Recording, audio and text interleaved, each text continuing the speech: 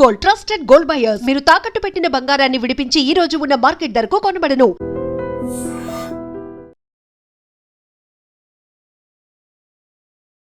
నమస్కారం, welcome to I dream. ధర్మ మార్గం విత్ విజిత కార్యక్రమానికి స్వాగతం.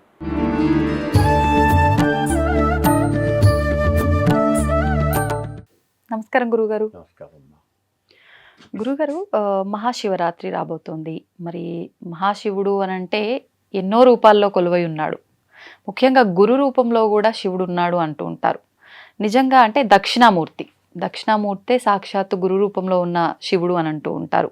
ఒకసారి ఆ వివరణ ఇవ్వండి. అలాగే అసలు ఈ శివరాత్రి ప్రాశస్త్యం ఏంటి, ఆ రోజున ఆచరించాల్సిన ధర్మాలు ఏంటి, అవన్నీ కూడా తెలియజేయండి. ఓకే, తప్పనిసరిగా. చిత్రం వడతరోర్మూలే వృద్ధ శిష్య గురుర్యువ గురోస్తు మౌనం వ్యాఖ్యానం శిష్యాస్తు చిన్న సంశయ అన్నాడు. అటు వటవృక్షం కింద కూర్చొని ఉన్నాడట ఆ ఈశ్వరుడు. ఆయన చుట్టూ శిష్యులు కూర్చొని ఉన్నారు. వాళ్ళంతా ఎవరు? పెద్దవాళ్ళు, ఆయన కన్నా వయసులో పెద్దవాళ్ళు, చాలా పెద్దవాళ్ళు అయినటువంటి వృద్ధులైనటువంటి వృద్ధ శిష్య. అక్కడ కూర్చున్నటువంటి గురువు మాత్రం గురుర్యువ, ఆయన చిన్నవాడు. పోనీ ఆయన ఏమన్నా చెప్తున్నాడా? గురోస్తు మౌనం వ్యాఖ్యానం. ఆయన నోరు మూసుకుని అలా నోరు మెదపకుండా అలా కళ్ళు మూసుకుని కూర్చున్నాడు. కళ్ళు నోరు రెండు మూసేసుకుని కూర్చున్నాడు. ఏం చెప్పటం లేదు. కానీ శిష్యాస్తు చిన్న సంశయ, శిష్యుల యొక్క అనుమానాలని పటాపంచలైపోయినాయి అన్నాడు. అంటే ఈ శిష్యులంతా కూడా వాడు మహాసాధకులు. వాళ్ళకి ఏవో కొన్ని అనుమానాలు వచ్చినాయి. ఆ అనుమానాలు తీర్చుకోవడం కోసం గురువుగారి దగ్గరికి వచ్చారు. గురువుగారు ఏం చెప్పలా, కూర్చున్నంత మాత్రం చేతనే వాళ్ళ అనుమానాలు నివృత్తి అయిపోయినాయి. ఇది ఎలా జరుగుతుంది అసలు? సద్గురు యొక్క మొహంగా మనం చూసినట్లయితే మన అనుమానాలని కూడా నివృత్తి పొందుతాయి. ఇప్పటికి కూడా మీరు కొన్ని చోట్ల చూస్తారు. మనం గురువుగారి దగ్గరికి వెళ్తాం, ఆయన ఎక్కడో ఉంటారు, మనం ఇక్కడ ఆ లోపలికి ఎంటర్ అవుతాం. ఓ అరగంట తర్వాత ఆయన దగ్గరికి వెళ్ళినట్టు, ఒక గంట తర్వాత ఆయన దగ్గరికి వెళ్ళాం. ఆయన అక్కడ అడుగుతారు, నువ్వు వచ్చి గంట అయింది కదా అని. మనం ఎప్పుడు వచ్చామో ఆయనకి తెలుస్తుంది. వచ్చి ఆయన దగ్గరికి ఎందుకు వెళ్ళలేదో కూడా తెలుస్తుంది, ఇంకా తెలుస్తుంది. ఇవన్నీ కూడా అలాగే ఆయన మొహం చూసినంత మాత్రం చేత మన అనుమానం నివృత్తి అవుతుంది. మనం ఏదో అడుగుదాము అని పెడతాం అక్కడికి. మనం అడిగే అవకాశం మనకి దొరకదు, ఆ ఛాన్స్ మనకి రాదు. కానీ ఆయన మాట్లాడుతూ మన అనుమానాన్ని ఆయన నివృత్తి చేసి పారేస్తాడు. అక్కడి నుంచి ఆయన సమాధానం చెప్పేస్తాడు. అదే ఇక్కడ జరిగేది. గురోస్తు మౌనం వ్యాఖ్యానం. గురువు గారు మౌనంగా ఉండటమే అదే వ్యాఖ్య.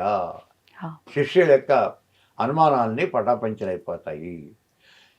ఎవరి దక్షిణామూర్తి? సాక్షాత్తు ఈశ్వరుడు.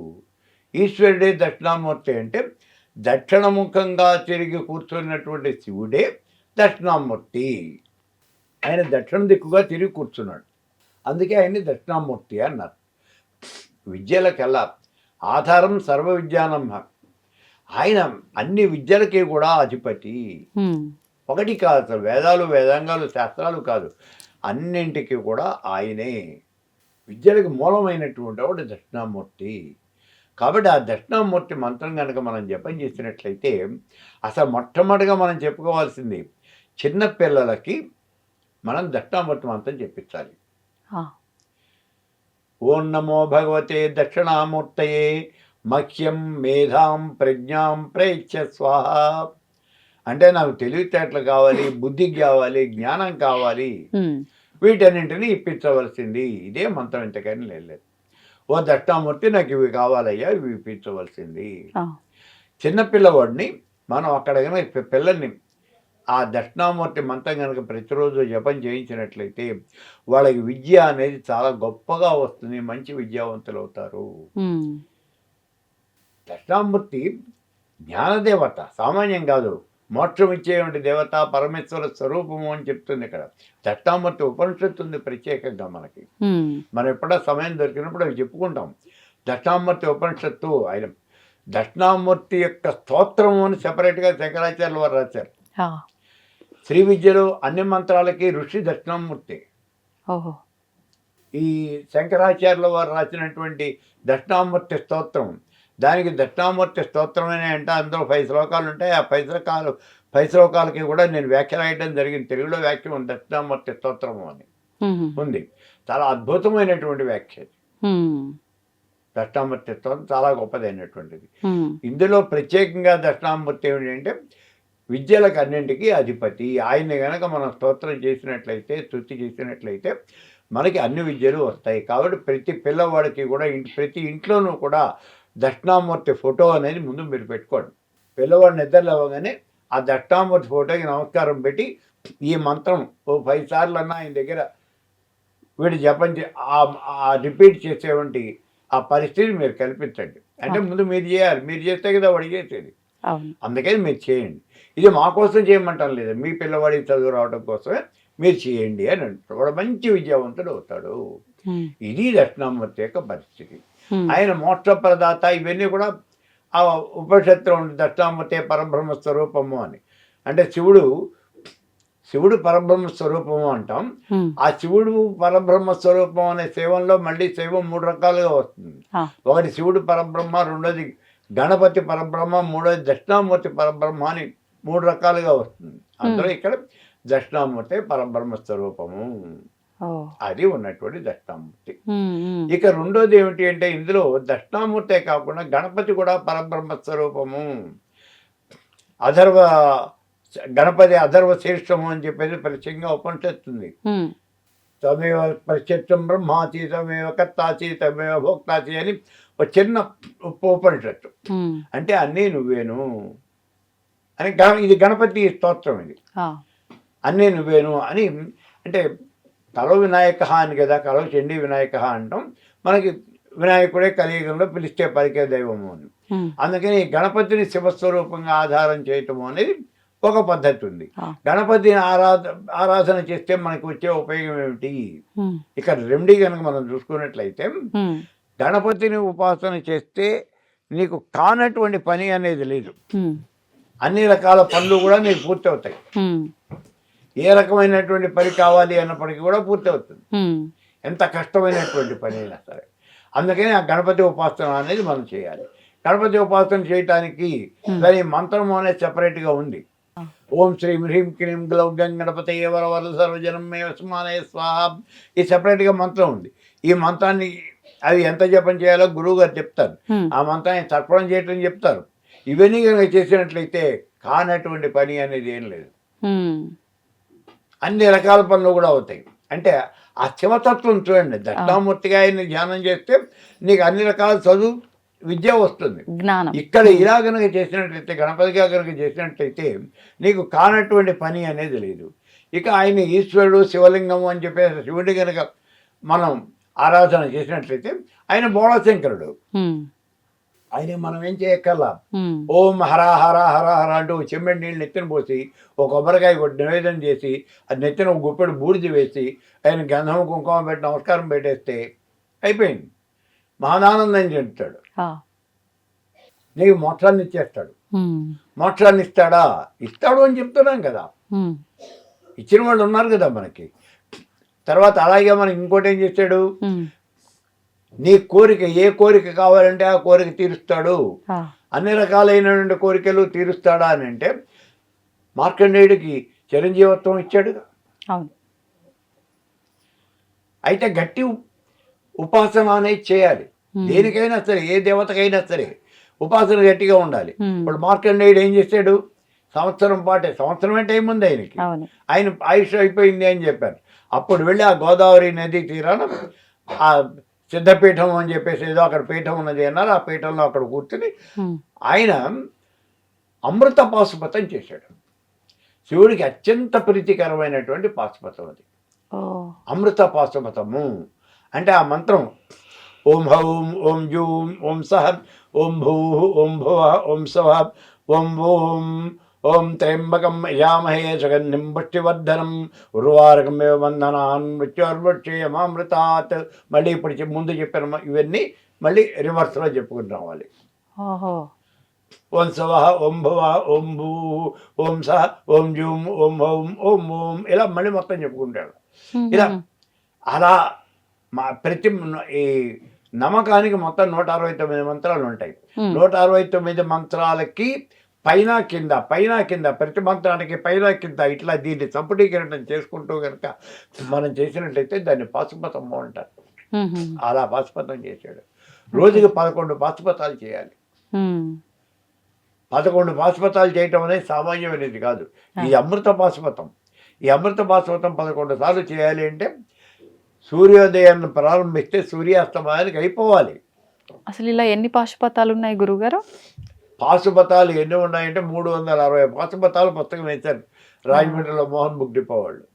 ఆహా, ఇందులో మెయిన్ పాశుపతాలు కొన్ని ఉన్నాయి. ఉమ్, అసలు పాశుపతం అంటే చూడండి, శివుడికి అభిషేక ప్రియుడు. అవును అభిషేకం అంటే నమ్మక జమకాలతో చేస్తాం మనం రుద్రుడికి. అవును రుద్రుడికి. ఈ అభిషేకం చేసేటటువంటి దీంట్లో ఉమ్, ఈ పాశుపతం అనేటటువంటి చాలా తిరుగులేనటువంటి ప్రయోగం ఇది. ఆహా, మంత్రశాస్త్రంలో మనకు తెలిసినటువంటి ఈ మంత్రశాస్త్రంలో ఇక్కడికి వచ్చేప్పటికి పాశుపతం తిరుగులేనటువంటి ప్రయోగము. ఏ మంత్రాన్నైనా సరే దాన్ని సబడీకరణం చేసి మనం చేసేయచ్చు. ఈ పాశుపతంతో ఏం చేస్తామండి? అభిషేకం చేస్తామా, ఉమ్, హోమం చేస్తామా, ఆ, ఏమైనా చేయొచ్చు. ఏం చేసినా ఫలితం ఏదైనా బానే చేయొచ్చు. ఉంటుంది. ఉమ్, నీ యొక్క కెపాసిటీని బట్టి ఉమ్, ఏదైనా చేయొచ్చు. ఉమ్, మరి చేయాలి అంటే ఈ పాశుపతాలు చేయాలి అంటే పిల్లలు పుట్టడానికి ఉమ్, పాశుపతం ఉంది, సంతాన పాశుపతం ఉన్నది, పెళ్లి కావాలి కళ్యాణ పాశుపతం అని ఉంది, విద్య రావాలి విద్యా పాశుపతం అని ఉంది. ఈ ఇప్పుడు మనం చెప్పుకుంటాం ఈ వశీకరణ మంత్రాలు ఇవన్నీ సంబడీకరణం చేసి పాశుపతం చేస్తాం. ఆహా, ఈ రాయలసీమల మంత్రం సంబడీకరణం చేసి పాశుపతం 3 సార్లు చేశాను నేను. ఉమ్, అలాగే వారాహి మంత్రం సంపడి బృహద్వారాహి ఆ, చాలా పెద్ద పెద్ద మంత్రాలు అవి. ఉమ్, ఆ మంత్రాలు కూడా సంపడీకరణం చేసి ఈ పాశుపతం అనేది చేయడం జరిగింది. ఉమ్, అవి దాని యొక్క ఇంటెన్సిటీ హా, అంటే ఆ మంత్రాన్ని ఒట్టిగా మనం జపం చేసే కన్నా ఉమ్, పాశుపతంగా చేసినట్లయితే ఆ మంత్రం యొక్క బలము అనేది చాలా పెరుగుతుంది. అందుకే తిరుగులేనటువంటి ప్రయోగం అని చెప్పాను. అవును, సో మంత్రశాస్త్రంలో దాన్ని ప్రిఫర్ చేస్తాను. అయితే హోమం చేయటము అంటే అంత సామాన్యమైన విషయం కాదు. ఉమ్, ఇక నేను మంత్రశాస్త్రంలోకి వచ్చేప్పుడు హోమం అనేది చాలా కాస్ట్లీ అఫైర్ కదా. అవును, మంత్రశాస్త్రంలో ఇది బాగా ఖరీదు. ఉమ్, అందుకని శక్తి ఉన్నటువంటి వాడు ఇవి చేసుకోవచ్చు. ఉమ్, ఇప్పుడు అలాగే మనకి ఏదైనా కష్టాలు వచ్చినప్పుడు మీ టీవీల్లో మీ మీడియాలో చాలామంది చెప్తూ ఉన్నారు అఘోర పాశుపతం చేయండి అలా అని. అఘోర పాశుపతం చేయటం అంటే చచ్చిపోతాడు వాడు చేసేవాడు. బోళంత కష్టమైనటువంటి ప్రక్రియ ఇది, అంత తేలికేం కాదు. ఆ, అఘోరేభ్యో ధఘోరేభ్యో ఘోరఘోరతరేభ్య సర్వేభ్య నమస్తే అస్తు రూపేభ్య. ఈ మంత్రాన్ని ప్రతి మంత్రానికి కూడా పైన కింద సంపడీకరణం చేసుకుంటూ, అంటే నమ్మకానికి 169 మంత్రాలు ఉంటాయి అని చెప్పాను. ఆ 169 ఇవి ఇంటూ 2 ఆ, అంటే 338 సార్లు ఈ మంత్రం జరగాలి. అది 169 సార్లు జరగాలి. ఉమ్, అంత ప్రక్రియ మనం చేయాలి. హోమం చేయండి, పాశుపతం చేయండి, మీ ఇష్టం. ఓకే, ఏది చేసినప్పటికీ అది చేయాలి. ఉమ్, సో ఇలాగనే చేసినట్లయితే మీకు పట్టినటువంటి ఇదేదో వదిలిపోతుంది, ఆ శని ఏదో మిమ్మల్ని వదిలేస్తుంది అని మన వాళ్ళు ఈ జ్యోతిష్కులు చెప్తూ ఉంటారు. అంటే అలా చేస్తూ ఉంటాం మనం. అంటే అన్ని సమస్యలకి పరిష్కారం అఘోర పాశుపతం గురుగారు? అన్ని చాలా వరకు సమస్యల కంటే శనికి సంబంధించిన సమస్యలన్నింటికీ కూడా పరిష్కారం అని జ్యోతిష్కులు చెప్తూ ఉంటారు. అవి వాళ్ళు చెప్పే విషయాలు. వాళ్ళు ఏం చేయమంటే అది చేస్తూ ఉంటారు. వాళ్ళు అప్పుడు మన దగ్గరికి వస్తూ ఉంటారు, గురువు గారు మాకు అఘోర పాశుపతము అని. సరే కూర్చోబెట్టి చేయించేస్తూ ఉంటాం, వాళ్ళతో అలా చేయించేస్తాం. ఈ అఘోర పాశుపతమే కాదు, ఇంకా ఇందాక చెప్పారు కదా మీకు, ఈ వశీకరణానికి కానీ లేదా పనులు కావటం లేదు, గణపతి పాశుపతం. గణపతి మనకి ఇందాక చెప్పుకున్నాం, గణపతి మంత్రం చెప్పాం. ఆ గణపతి మంత్రాన్ని సంప్రదీకరణం చేసి పాశుపతం చేస్తాం. అవి 11 సార్లు చేయాలి అని మాకు కూడా సరదా పడుతుంది. ఒకసారి ఇవాళ ఈ అఘోర పాశుపతం 11 సార్లు చేయాలి. పొద్దున 7 గంటలకు మొదలు పెడితే రాత్రి 7 గంటలు అవుతుంది. మినిమంలో మినిమం 12 గంటలు. ఒక్కసారి చేయటానికి గంట టైం ఖచ్చితంగా పడుతుంది, గంట పైన పడుతుంది.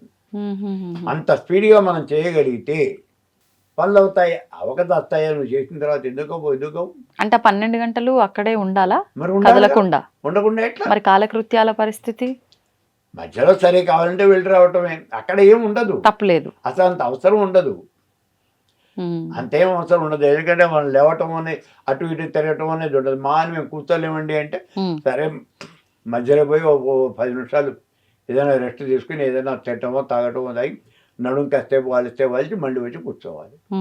అందుకే సామాన్యంగా ఇలాంటివన్నీ కూడా సామూహికంగా చేస్తూ ఉంటారు. ఇప్పుడు కొంతమంది పెళ్ళిళ్ళు కావు, గడ్డు పరిస్థితులు వస్తాయి, అలాంటప్పుడు ఈ కళ్యాణ పాశుపతం చేస్తారు.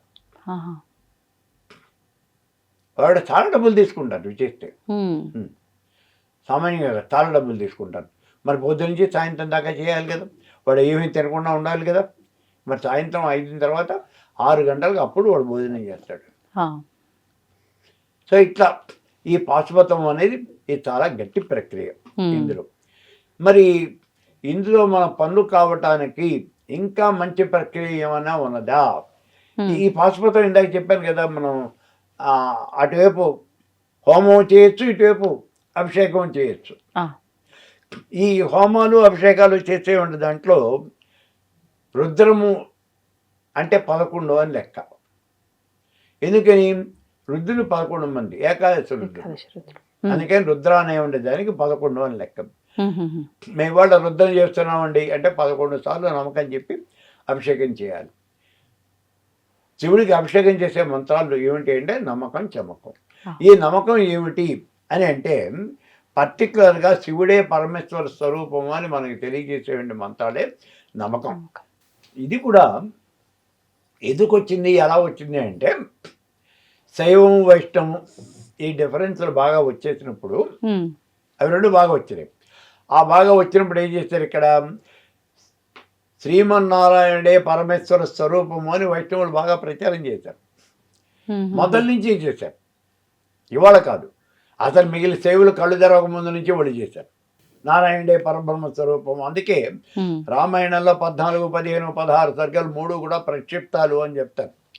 అక్కడే శ్రీ మహావిష్ణువు వచ్చి రాముడుగా జన్మిస్తున్నాడు అని చెప్తారు. అంతే తప్పించి రాముడు దేవుడు అని రామాయణంలో ఎక్కడా లేదు, ఈ 3 సర్గాల్లోనే ఉంటుంది. సరే, వాళ్ళు ఏదో చేశారు. ఆ తర్వాత శ్రీమన్నారాయణుడే పరమేశ్వర స్వరూపము అని ఆయనకి సర్వవ్యాపకత్వాన్ని ఆపాదించారు. అక్కడ శ్రీమన్నారాయణుడు సర్వవ్యాపి అన్నారు. అంటే లోపల బయట అంతా ఆయనే ఉన్నాడు. అంతర్బహిష్ట తత్సర్వం వ్యాప్య నారాయణ స్థిత.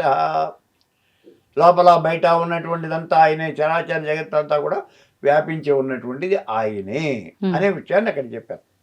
అంటే ఆయన పరమేశ్వర స్వరూపం అయిపోయాడు. మరి ఇప్పుడు ఈశ్వరుడికి ఎట్లా? వీళ్ళు ఒప్పుకుంటారా? వీళ్ళు ఒప్పుకోరు కదా. అందుకని వీళ్ళు ఏం చేస్తారు, ఆ ఈశ్వరుడికి ఈ సర్వవ్యాపకత్వము అనేది చెప్పి దాన్ని కొన్ని మంత్రాలుగా రాశారు. అదే మనకి నమ్మకం. అవి 169 మంత్రాలుగా రాశారు వాళ్ళు. ఆ 169 మంత్రాలే మనకి నమ్మకము అని చెప్పబడుతూ ఉన్నది. దాన్నే ఆ తర్వాత చమకం ఉంది. ఈ నమ్మకము చమకం ఎక్కడంటే యజుర్వేదంలో ఉంటాయి. యజుర్వేదంలో 4వ కాండలో ఉంటాయి. అది కృష్ణ యజుర్వేదంలోనూ ఉంటాయి, శుక్ల యజుర్వేదంలోనూ ఉన్నాయి, రెండు వేదాల్లోనూ ఉన్నాయి.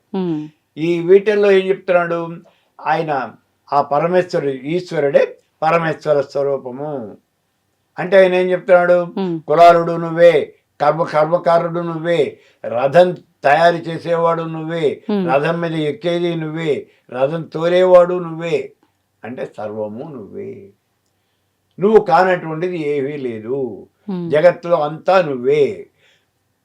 ఇక్కడ వేదంలో ఏం చెప్పాడంటే రుద్రుడు సామాన్యమైన వాడు కాదు. రుద్రుడు మహాబలమైనటువంటి వాడు, ఎద్దులాగా మహాబలమైనటువంటి వాడు, ఎద్దు బలమైనటువంటి జంతువు. అలాగే ఆ రుద్రుడు కూడా చాలా బలమైనటువంటి వాడు. ఆయన ధనుర్బాణాలు ధరించి బంగారు రథం మీద ఎక్కి అలా మొత్తం తిరుగుతూ ఉంటాడు. ఎక్కడైనా అన్యాయం కనుక జరిగినట్లయితే ఆ అన్యాయం చేసేవాళ్ళని, పాపం చేసేవాళ్ళని వెంటనే సంహరిస్తాడు అని చెప్తారు. అటువంటి శక్తివంతుడు ఆ రుద్రుడు. ఈ రుద్రుడిని ఇప్పుడు ఆయన సర్వశక్తిమంతుడు అనే మాటని ఇక్కడ చెప్పాడు ఆ వేదంలో. అలా చెబుతూ ఓషధులకు అన్నింటికీ కూడా అధిపతి. పిల్లవాడి జ్వరం కనుక వస్తే ఇవాళకి కూడా శివుడికి అభిషేకం చేసేవాళ్ళు చాలా మంది ఉన్నారు. అబ్జెక్షన్ చేస్తే తగ్గుతుందా? వాళ్ళకి తగ్గుతుంది. వాళ్ళు తగ్గినట్టు వాడు డాక్టర్ దగ్గరికి వెళ్ళటం లేదు.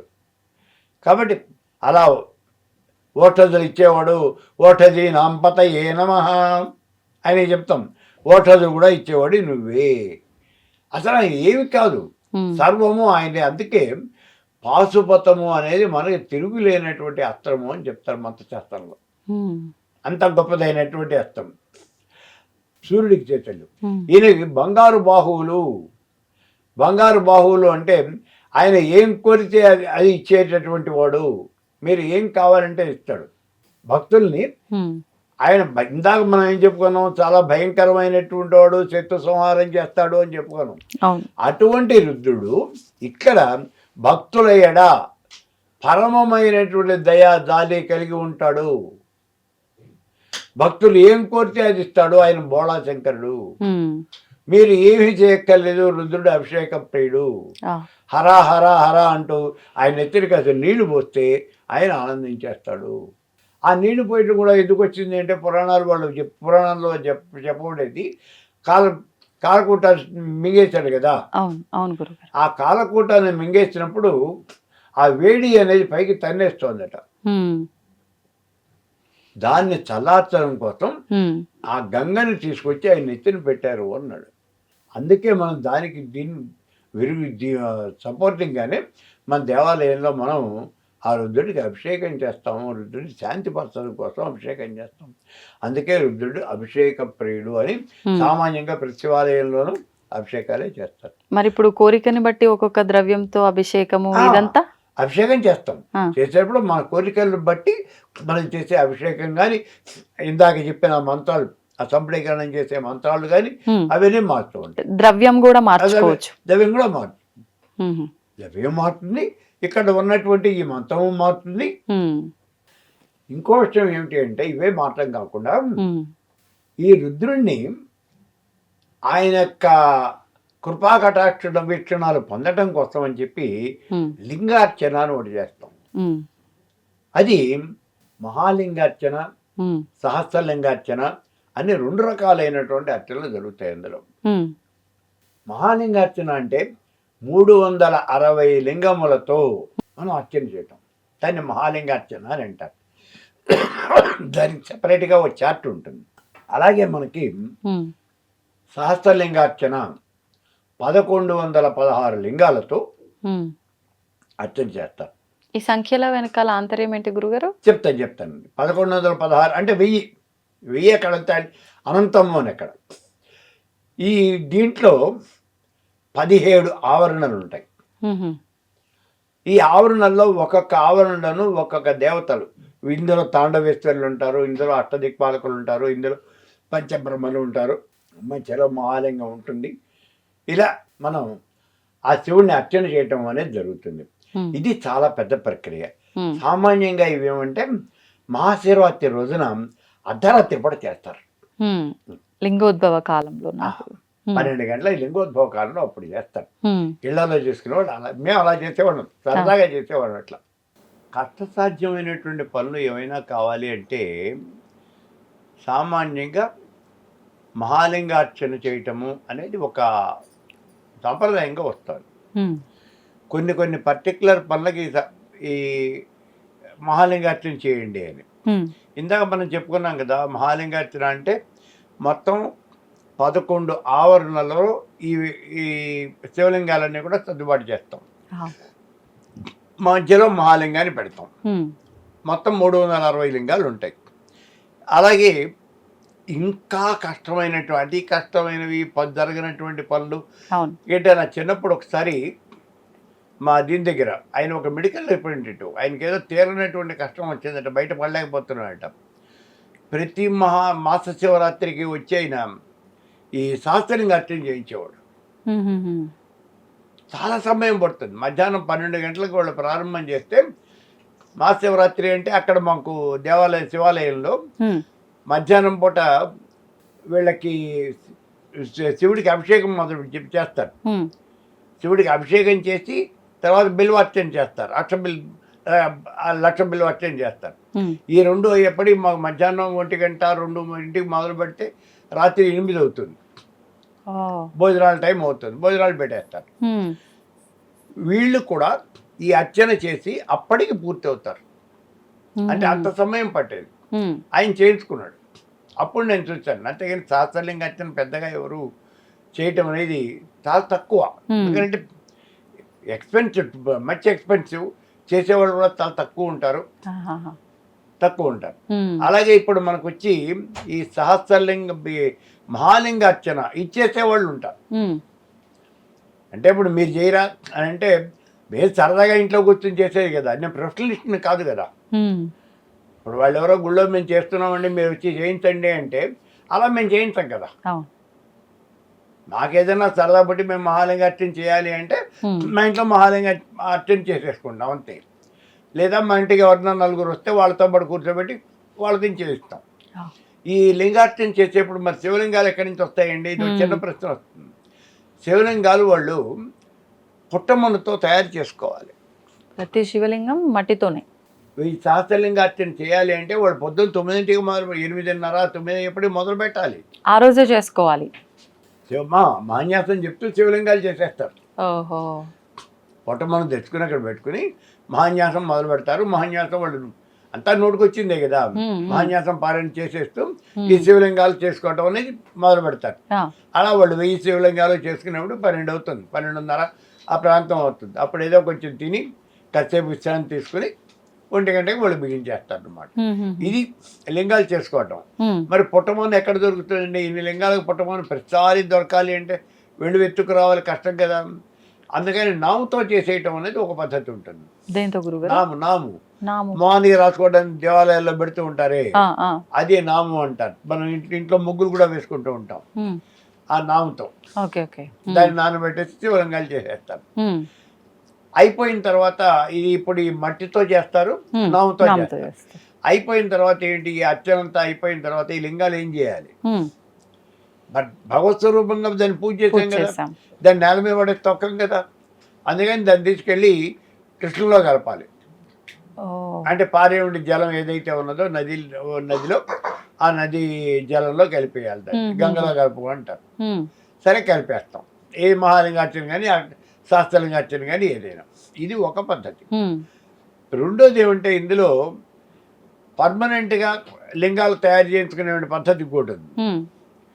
వాళ్ళు ఏమంటే ఇప్పుడు ఇవాళ రోజున టెక్నాలజీ బాగా పెరిగిపోయింది కదా. హ్మ్. శివలింగాలు అమ్ముతాడు, ఇంతంత శివలింగాలు అమ్ముతాడు. ఆకుపచ్చగా ఉండే లింగాలన్నీ అమ్ముతాడు ఇంతంతవి. ఆహా.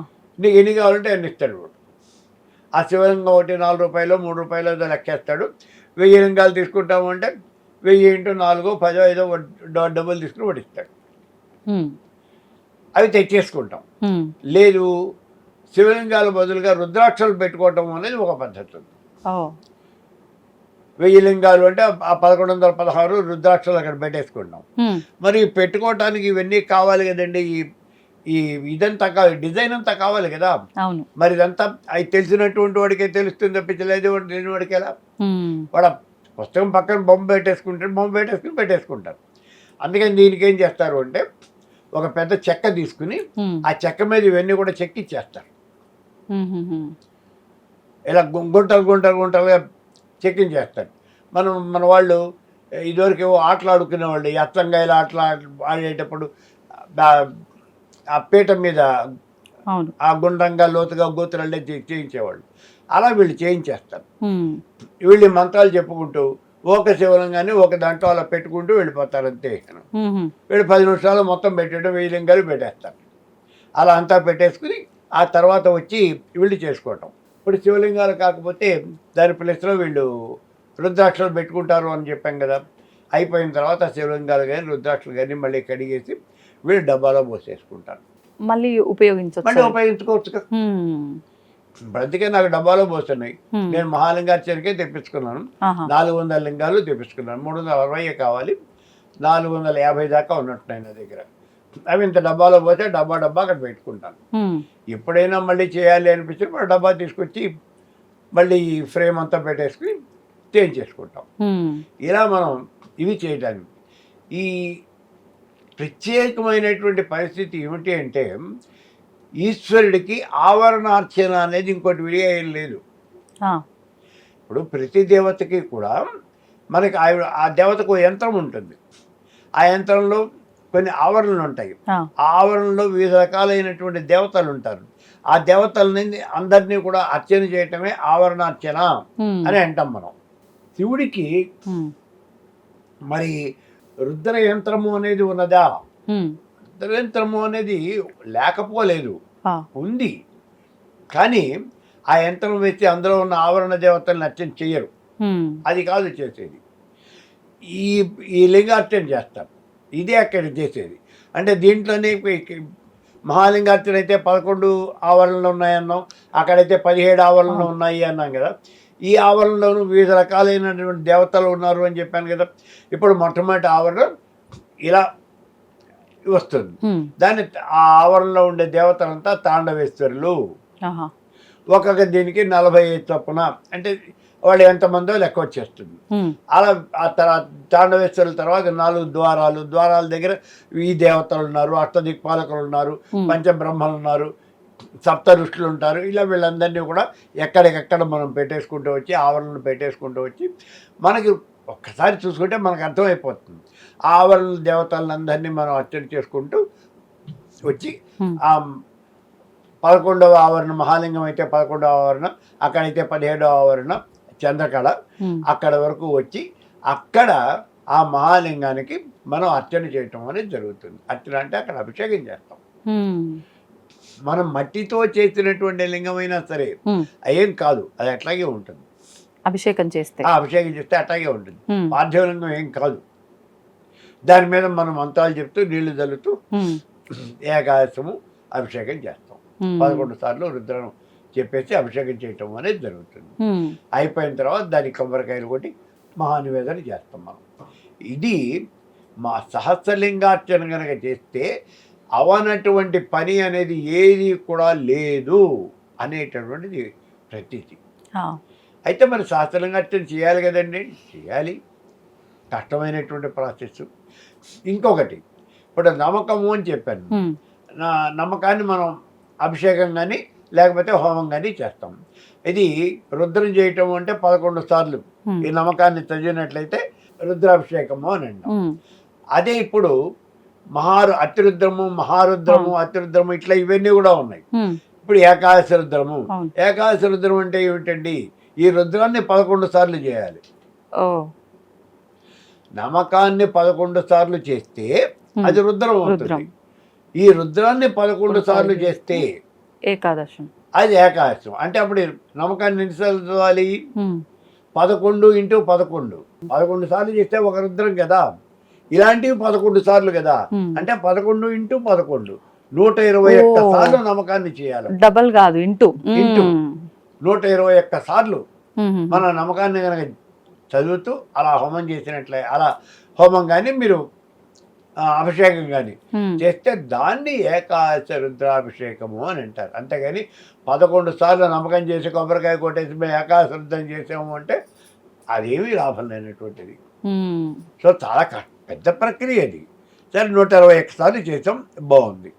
ఇది ఇక్కడితో ఆగిపోలా. ఉమ్, ఏకాదశి రుద్రం అయిన తర్వాత మహారుద్రము, అతిరుద్రము అని ఉన్నాయి మళ్ళీ. ఉమ్, ఈ 11 × 11 ఏకాదశం, ఏకాదశం × 11 ఉమ్, మహారుద్రం.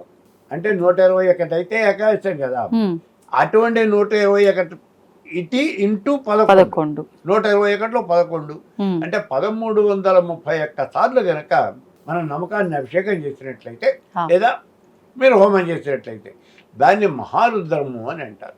ఇది చాలా కష్టమైనటువంటి పెద్ద ప్రక్రియ. 1331 సార్లు ఈ రుద్రణ చేయటం అంటే ఉమ్, ఎవరు చేయగలుగుతారు? సామాన్యమైన సామూహికంగా చేయాలి ఇవన్నీ. అవును. అందుకని ఎక్కువ ఇలాంటి ప్రక్రియలన్నీ కూడా దేవాలయాల్లో పెట్టుకుంటారు, ఉమ్, ఇళ్లలో పెట్టుకోరు. ఇళ్లలో పెట్టం, నలుగురిని పిలిచి వాళ్ళతో పాటు కలిపి చేస్తారు తప్పించి మనం సొంతంగా చేయటం అనేది జరగదు. ఆ. అది నేను 2014లో నేను చేశాను. ఉమ్, ఉమ్, మహారుద్రని నేను చేశాను. అంటే 1331 సార్లు ఉమ్, వితౌట్ ఎనీ హెల్ప్ అన్నీ నేనే చేసుకున్నాను. ఉమ్, అయితే నాకు ఎక్కువ రోజులు పట్టింది. ఆహా. ఎన్ని రోజులు గురు? 24 రోజులు, 25 రోజులు పట్టింది. 24. ఉమ్, అది కూడా ఎందుకు చేశాను అంటే అప్పుడు నాకు చిన్న కోరిక కలిగింది. ఉమ్, అది ఏమిటి? వేదభాష్యం రాయాలి అని. ఉమ్, వేదభాష్యం పుస్తకం రాయాలి. వేదభాష్యం పుస్తకం ఎట్లా రాస్తాం? ఉమ్, మనకేం తెలియకుండా ఎలా రాస్తాం? ఆ, అది జరగదు కదా. అప్పుడు నాకు తెలిసిందంటే మనకు తెలియక్కల, చాలా విషయాలు మనకు తెలియక్కల, భగవంతుడికి తెలిస్తే చాలు, ఆయన చెబుతాడు మనకి.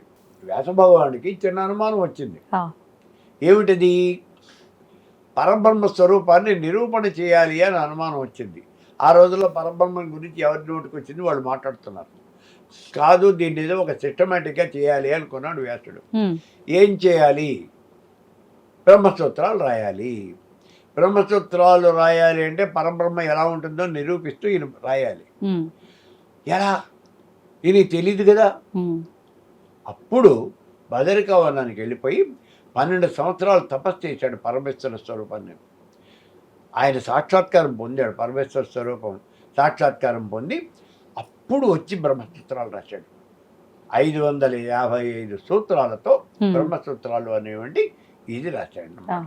కాబట్టి ఇప్పుడు మనకు తెలుస్తోంది ఏమిటి? ఉమ్, ఎంత కష్టమైనటువంటి పని అయినా సరే పరమేశ్వరుడు యొక్క అనుగ్రహం కనుక ఉంటే మనం చేయగలం చేయగలం. కదా. అవును. మరి ఇప్పుడు ఇందాక మనం అనుకున్నది ఏంటి? ఉమ్, వేదభాష్యం రాయాలంటే ఎట్లా? ఉమ్, పరమేశ్వరుడి అనుగ్రహం కావాలి అవును. కదా. ఎలా వస్తుంది? ఉమ్, తీవ్రంగా ఆలోచించాను నేను కూడా. ఒక రోజంతా ఆలోచించాను. వెంటనే నాకు తట్టింది ఎలా వస్తుంది అన్న మనుషుల్లో బుర్రలోకి టెక్మలో ఆలోచన వచ్చింది. వ్యాసుడే గుర్తొచ్చాడు. ఉమ్, మరి ఆయనకి సాక్షాత్కారం అయినప్పుడు మనకెందుకు కాదు? సరే, ఎట్లా? పరమేశ్వరుడిని ఆరాధించాలి. ఎలా? ఎక్కడున్నాడు పరమేశ్వరుడు? ఈశ్వరుడే పరమేశ్వరుడు. ఉమ్, అప్పుడు నేను ఈ మహారుద్రం యాగం చేశాను. 2014లో ఉమ్, ఉమ్, ఉమ్, చేసి ఆ పుస్తకం రాశాను. వేదభాష్యము పుస్తకం రాశాను. అది ఆ రోజున మొత్తం 1700 పేజీలతో ఉమ్, 4 వేదాల మీద విత్ 108 ఉపనిషత్తులు ఆ పుస్తకం వచ్చింది. వేదభాష్యం అని, చతుర్వేద భాష్యం ఆ పుస్తకం వచ్చింది. ఉమ్, పార్థసారథీయము అనే పేరుతో రాశాను నేను. ఉమ్, ఉమ్, కాబట్టి ఇక్కడ మనకు తెలుస్తుంది ఏమంటే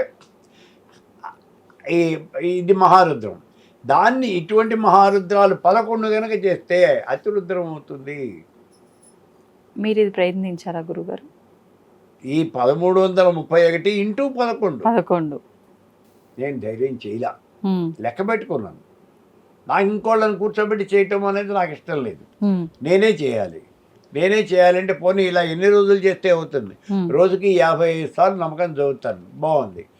ఎన్ని రోజులు పడుతుంది? ఉమ్, మొత్తం అసలు ఎన్ని చేయాలి? దగ్గర 5,000 చేయాలి. 5,000 నమ్మకాలు కావాలంటే ఎన్ని రోజులు పడుతుంది? ఉమ్, చాలా టైం పడుతుంది. సో ఇది కష్టమైనటువంటి ప్రక్రియ ఉమ్, అని దాన్ని మాత్రం నమస్కారం స్వామి, నా వల్ల కాదు అని చెప్పి. ఆ, సో అవి గనక చేసినట్లయితే ఉమ్, మీకు తిరుగు లేనటువంటి ప్రయోగాలు అవి. మీకు ఏ రకమైనటువంటి సమస్య ఉన్నప్పటికీ డెఫినెట్గా సాల్వ్ అవుతుంది.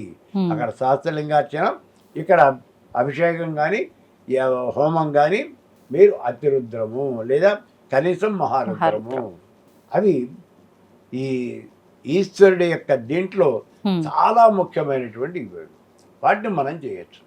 ఇప్పుడు మీరు చెప్పినవన్నీ చేస్తే తిరుగుండదు ఇంకా అని చెప్పారు. ఉండదు. బాగుంది. కానీ చెయ్యాలంటే ఎంత కష్టమో కూడా మీరే చెప్పారు. ఆ. సులభంగా అందరూ చేసుకునే విధానం కూడా ఏదైనా ఉందా గురుగారు? మరి ఓం నమ శివాయ అనుకోవటం ఒకటే సులభమైన పని. పంచాక్షరి జపం చేసుకోవటం ఉత్తమం, ఇంకోటి లేదు. జపం చేసి ఉమ్, మీరు వండుకున్న అన్నం నైవేద్యం పెట్టేయండి. ఉమ్, నైవేద్యం పెట్టిన అన్నం మీరు తినేయండి. అంతే. ఖర్చు లేని పని. మరి మేమేమి ఖర్చు చేయకుండా మాకెందుకు ఇస్తాడు భగవంతుడు? ఇస్తాడా మరి? అయితే మరి ఖర్చు చేయండి. అలా ఏముండదు. ఆ, భగవంతుడు మీరు ఖర్చు చేయాలా అనేది చూడడు. ఉమ్, ఆయన ఏం చెప్పాడు? పత్రం పుష్పం ఫలంతో ఏమన్నాడు? ఆ, అంతే కదా. అంతే. మీరు భక్తితో నాకు సమర్పించింది ఏదైనప్పటికీ కూడా ఉమ్, నాకు తృప్తికరమేను. కాబట్టి మనం భక్తితో ఆయనకు కావాల్సిన నమస్కారం పెట్టి హరహర అంటూ, మనకి శివరాత్రి మహాత్యంలో కూడా చెప్పేదే కదా. అవును. మొట్టమొదటి జామ అయ్యేటప్పటికి ఆ వాడి యొక్క అది దాన్ని ఏమన్నారు, ఉమ్, ఆ నీళ్లు పట్టుకునేవంటి ఆ తాబేటికాయ, అందులో నుంచి నీళ్లు దారి కింద పడ్డాయి. కింద శివలింగం ఉన్నది, దాన్ని ఎత్తిన పడ్డాయి. ఆయన చెట్టు దిగుతూ ఎక్కుతూ ఉంటే 2 మారేడాకులు రాలి దాని మీద పడ్డాయి. ఒక జాముకి ఉమ్, అర్చన అయిపోయింది, అలాగే 2వ జాము, 3వ జాము, 4వ జాము, ఉమ్, అన్ని జాములు అర్చనలు అయిపోయినాయి. అయ్యా కైలాసానికి వెళ్ళిపోయాడు అన్నాడు. ఉమ్, ఇక్కడ కైలాసానికి వెళ్ళిపోయాడు అంటే నీకు తెలిసి చేసినా తెలియక చేసినప్పటికీ, ఉమ్, ఎలా చేసినప్పటికీ నువ్వు భగవంతుడిని ఆరాధించావు కాబట్టి నీ ఫలితం నీకు వస్తుంది అని అంటాడు. ఇప్పుడు మళ్ళీ మనకు అనుమానం వస్తుంది, అలా వస్తుందా, జరుగుతుందా అని. జరుగుతుంది. ఎందుకని జరుగుతుంది? ఉమ్, నువ్వు మండుతూ ఉన్నటువంటి నిప్పులో చేయబెట్టావు, ఉమ్, అది నిప్పని తెలిసిపెట్టినా చేయబెట్టినా చేయగలుగుతుంది ఇక, అంతేగా. మరి రిజల్ట్ వచ్చేసింది ఇక. ఉమ్, కాబట్టి మంత్రం కూడా అంతే. ఉమ్, నీకు తెలిసి చేసినా తెలియక చేసినా ఉమ్, మనం అంటూ మంత్రం చేస్తే, మనం అంటూ ఆ ప్రక్రియ చేస్తే ఆ, మనకి డెఫినెట్గా ఆ ఫలితం. రిజల్ట్ అనేది వస్తుంది. ఉమ్, సో శివుడు ఒట్టి బోళా శంకరుడు. ఆయన్ని ప్రసన్నం చేసుకోవడానికి ఏ రకమైనటువంటి కష్టం కూడా లేదు. ఉమ్, చాలా తేలికగా లొంగుతాడు భక్తులకి, ఆయన వాళ్ళ కోరికలు తీరుస్తాడు. కాకపోతే ఆయన శ్మశానవాసి. ఉమ్, శ్మశానవాసి అంటే అన్నింటినీ వదిలిపెట్టేసినటువంటి వాడు, వైరాగ్య స్థితిలో ఉన్నటువంటి వాడు. కానీ అన్ని రకాల సంపదలు ఆయనే ఇవ్వగలడు. మరి ఆయన ఆరాధిస్తే భక్తులకు కూడా వైరాగ్యం అయితే ఏం రాదు కదా. మనం ఏది కావాలనుకుంటే అది వస్తుంది కదా. ఉమ్, మన వైరాగ్యం అందుకే యత్రాభిభోగో నైతత్ర మోక్ష, యత్రాభిమోక్షో నైతత్ర భోగ. ఉమ్, భోగం ఉంటే మోక్షం ఉండదు, మోక్షం ఉంటే భోగం ఉండదు. ఉమ్, నీవు భగవంతుని ఆరాధన చేసేటప్పుడు మనం ఏది కావాలని ఆ ఆరాధన చేస్తున్నామో అదే వస్తుంది మనకి. ఉమ్. దాన్ని వైరాగ్యం సంగతి ఏమో కానీ గురుగారు, శివుణ్ణి ఆరాధించే వాళ్ళకి ఎక్కువగా కష్టాలు పరీక్షలు ఇస్తూ ఉంటాడు, ఆ తర్వాతే ఫలితం అంటారు. ఇది నమ్మొచ్చా? ఏ భగవంతుడైనా అంతే, కష్టాలు ఇవ్వడు. ఉమ్, భగవంతుడు ఎందుకు ఇస్తాడు కష్టాలు? ఉమ్, నీ యొక్క కర్మని నువ్వు అనుభవించేట్టుగా చేస్తాడు. మనం చేసిన గతంలో పనులన్నీ చాలా చేస్తుంటాం, వాటి ఫలితాలు ఎవరు అనుభవిస్తారు? మనమేగా. మరి అనుభవించాలి అంటే ఇవి చేయాలిగా. ఉమ్, ఆ ఫలితాలను అనుభవించిన తర్వాత అప్పుడు మీకు శుభాన్ని చేకూరుస్తాడు. ఉమ్, ఆ కష్టాలని అయిపోయిన తర్వాత చర్మాంకంలో అప్పుడు మరణ సమయంలో మీకు మోక్షాన్ని ప్రసాదిస్తాడు, కైలాసాన్ని మీరు చేరతారు అని చెప్తాడు. ఉమ్, కాబట్టి ఈ భక్తులు ఈ మహాశివరాత్రి పర్వడి దినము చాలా గొప్పదైనటువంటి రోజు. ఉమ్, ప్రతిసారి వచ్చేది కాదు, జన్మకో శివరాత్రి అంటే ఈ రోజున మనం ఉపవాసం ఉండాలి. ఉమ్, అలా ఉపవాసం ఉండి జాగారం చేసి మరణించినటువంటి వాడు ఎవరు? ఆ రోజున యజ్ఞదత్తుడు. ఆహా. అతడి మళ్ళీ కుబేరుడై వచ్చాడు. ఓహో. ఇప్పుడు ఇవాళ అలకాపురి ఆ అధిపతి, ధనాధిపతి కుబేరుడు ఆయనే, ఒక వేద పండితుడు యొక్క కుమారుడు. ఉమ్, ఉమ్, కాబట్టి ఆయన సామాన్యమైనటువంటి వాడు కాదు. మీరు ఎలా చేసినప్పటికీ మీకు ఫలితాన్ని తప్పనిసరిగా ఇస్తాడు. ఉమ్, కాబట్టి భక్తులతో కూడా మహాశివరాత్రి పర్వదినాన్న వీలైనంత వరకు జాగారం చేయండి. ఉపవాసం ఉండమన్నా అని చెప్పాం కదా అని ఉమ్, మీకు ఇష్టం వచ్చినట్టుగా తిరగకుండా పడుకోండి. ఉమ్, అలా పడుకోవద్దు. మీకు షుగర్ ఉంటుంది, బీపీ ఉంటుంది. కాబట్టి ఆ ట్యాబ్లెట్లు వేసుకోవడానికి దానికి సరిపోయినటువంటి మందు, ఆ టిఫిన్ ఏదో చేసి అప్పుడు మొత్తం ఉపవాసం ఉండండి. ఉమ్, జాగారం ఉండగలిగినంత వరకు ఉండండి. ఉమ్, అంతే తప్పించి ఆ తర్వాత మీరు చేయగలిగింది ఏమి ఉండదు. అవి మీ ఆరోగ్యాన్ని ముందు చూసుకుంటూ మిగిలినటువంటి ఆ భగవంతుని ఆరాధించి ఆయన యొక్క ఉమ్. కృపాకటాక్ష వీక్షణాలకి మీరు పాత్రలు అవుతారు అని చెప్పి ఆశిస్తూ ఓం తత్సత్. చాలా సంతోషం గురుగారు. అంటే ఎవరు ఎలా చెయ్యాలి అనేది ప్రతి సంవత్సరము చేస్తున్నప్పటికీ మళ్ళీ సందేహాలే. అవును, నిజంగా అంటే చాలా వివరంగా, చాలా డెప్త్ టాపిక్. నిజంగా ఎక్కువ శాతంగా ఈ అభిషేకాల వివరణ కానివ్వండి, ఇదంతా చాలా తక్కువ మందికి తెలుస్తుంది.